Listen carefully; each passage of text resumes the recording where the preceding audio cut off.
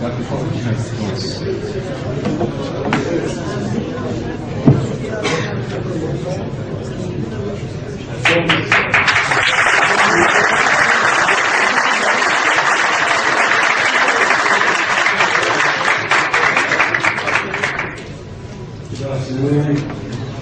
pray to the Almighty that my words this afternoon should be true in their content and in their conclusion. Notre message, et je sais que le président l'a compris, s'adresse à vous tous, et c'est la raison de notre présence. Notre message est que le judaïsme et le sionisme sont deux entités diamétralement opposées, deux concepts différents.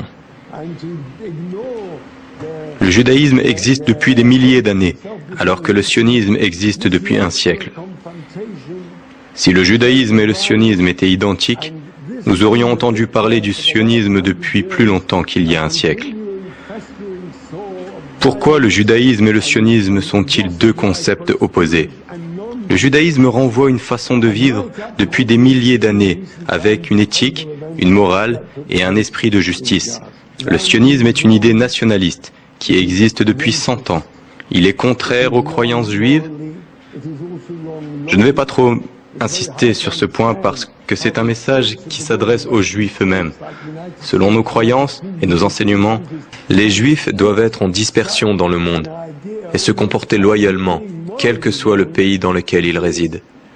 Attachons-nous maintenant aux aspects du sionisme par rapport au judaïsme et par rapport aux valeurs religieuses du judaïsme humanitaire.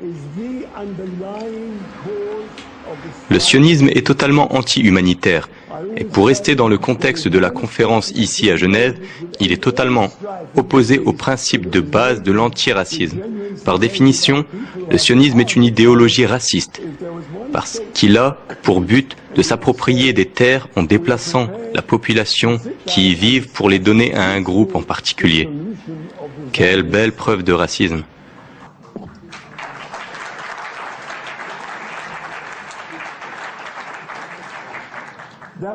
Le judaïsme prêche la compassion et le respect pour les voisins, le respect de ce qu'ils possèdent, le respect de leur demeure et bien sûr de leur vie.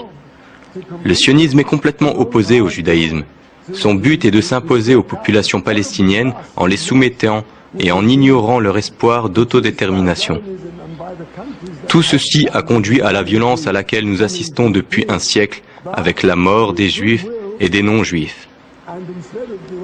Le sionisme est une idéologie raciste qui a tort d'un point de vue moral et logique. Il est très difficile de comprendre comment des pays occidentaux comme les États-Unis, la Grande-Bretagne ou l'Europe peuvent appuyer une telle idéologie. Il est évident que cette situation va engendrer des tensions. Le sionisme et Israël sont responsables des tensions au Proche-Orient. J'ai toujours dit qu'il n'y a qu'un seul pas à faire pour que les tensions disparaissent au Moyen-Orient, à condition que ce pas soit fait sincèrement par ceux qui détiennent le pouvoir et qu'ils se disent prêts à s'asseoir et discuter sincèrement d'une solution de paix dans l'État sioniste. Les choses changeront. Les choses changeront en une nuit. Je vous assure que toute violence s'arrêtera. Il y aura beaucoup à faire pour sortir de cette situation générée par le sionisme et par les pays qui ont appuyé le sionisme. Mais avec la volonté de l'Occident, au lieu de dépenser son argent pour acheter des armes, devrait utiliser cet argent pour aider les Palestiniens à se réorganiser. Plus rien n'empêcherait la Palestine de retrouver la paix. Je prie pour que le régime sioniste soit remplacé par un régime en accord avec les aspirations des Palestiniens. Quelle que soit la forme de ce régime, ce sera aux populations palestiniennes d'en décider. Les Juifs, les Arabes, les chrétiens et les musulmans pourront vivre en paix comme ils l'ont fait pendant des générations. Les sionistes ne représentent pas les Juifs. Ils n'ont pas le droit de représenter les Juifs. L'antisionisme n'est pas l'antisémitisme. Je prie, comme je l'ai dit précédemment, pour que la paix soit la solution de l'État sioniste, pour qu'elle soit rapidement adoptée et révélée au monde, et que le monde puisse vivre ensemble en paix.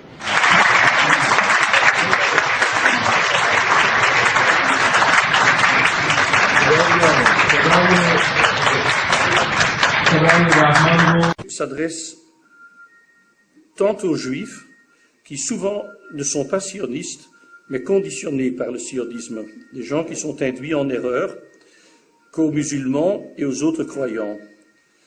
Nos deux foi, judaïsme et islam, nos deux religions ont certes chacune leur spécificité et leur particularité, et il n'y a aucun intérêt d'en faire un amalgame.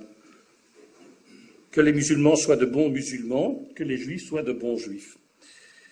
Mais judaïsme et islam ont aussi beaucoup, mais vraiment beaucoup, en commun et en parallèle. Et dans la situation actuelle, c'est bien ce qui mérite d'être souligné. En latin, in pluribus unum, dans la diversité, soyons un. Et tous deux, judaïsme authentique et islam, prônent et cherchent la proximité du Dieu un, du Saint Créateur. C'est la donnée essentielle, c'est la donnée de départ, et c'est le but où nous devons arriver. Historiquement, dans les pays à domination islamique, et cependant des siècles, les communautés juives ont généralement bénéficié de la protection de l'autorité et la bonne entente entre juifs et musulmans régnait.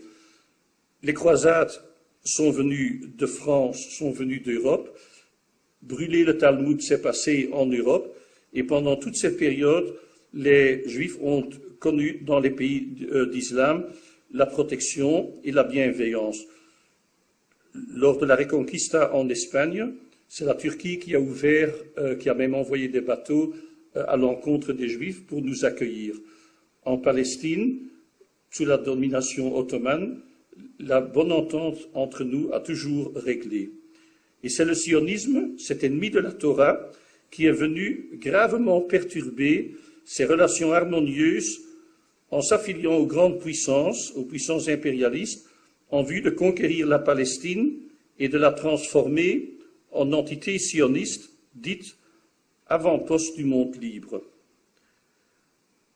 De nos jours, dans la plupart des pays occidentaux, qui sont soit dominés, soit alliés à l'impérialisme américain, se déchaîne la diffamation de l'islam et la discrimination des musulmans.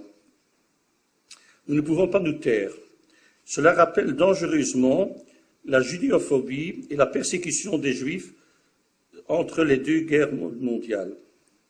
Et rien que ce fait devrait appeler les Juifs non seulement à la vigilance, car après les musulmans, ils pourraient bien être les suivants. On ne sait pas où est-ce que le totalitarisme s'arrête. Ils pourraient bien être les victimes suivantes, que Dieu nous protège. Mais surtout, l'esprit de droiture, de justice, de générosité humaine devrait faire que nous nous solidarisions avec nos frères et sœurs musulmans des pays occidentaux. À noter que l'islamophobie n'est pas uniquement un exutoire de l'extrême droite dépositaire du nazisme.